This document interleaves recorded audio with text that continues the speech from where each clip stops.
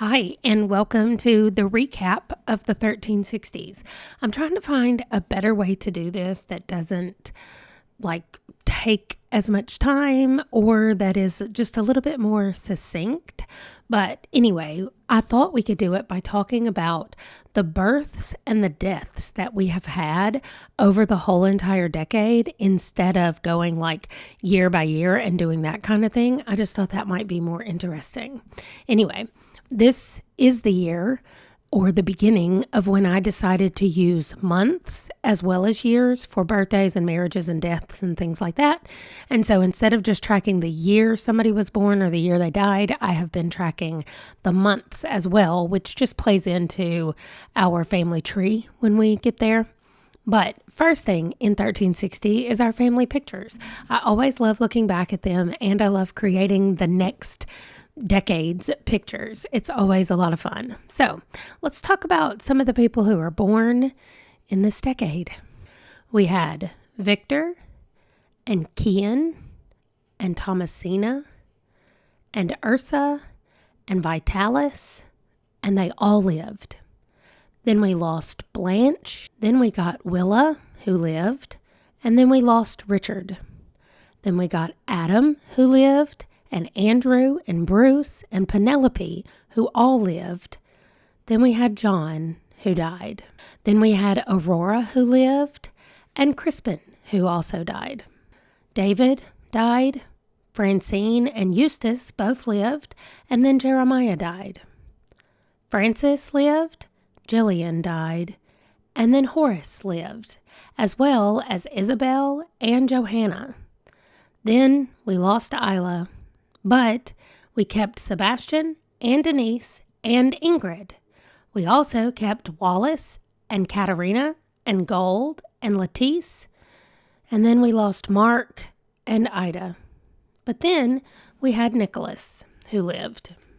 And finally, we rounded out the decade with Owen and Porter and Rose all living, and then sadly Michael dying at the very end of 1369.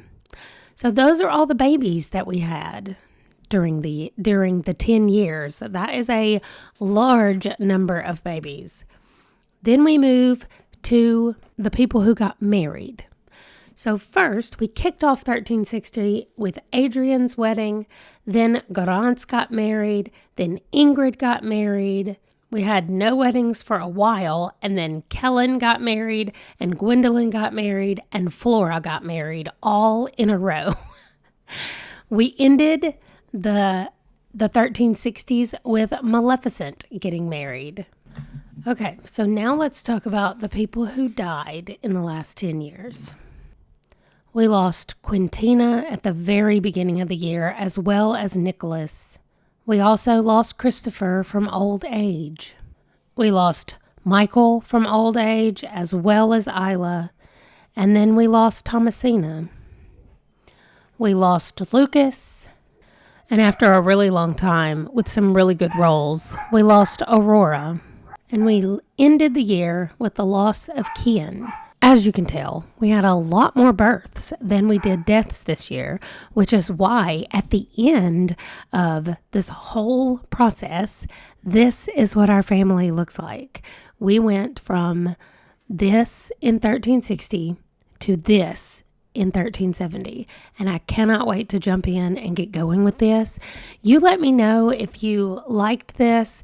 I know it's not as in-depth as the other wrap-ups, but I wanted to know what you thought about this. It doesn't seem like the wrap-ups are there for people to actually catch up on. It just kind of gives them information about what's going on and who was born and who died. So I thought I would just do it this way instead of the other way. But you guys let me know what you like. This one is definitely shorter and easier for me to edit, but I would rather do the one that you guys get the most benefit from, because it doesn't do me any good to actually take the time to do this one if it's not giving you guys what you want, meaning that you're not going to be watching it. So that's it. I would love your feedback, and otherwise I will see you guys in the 1370s.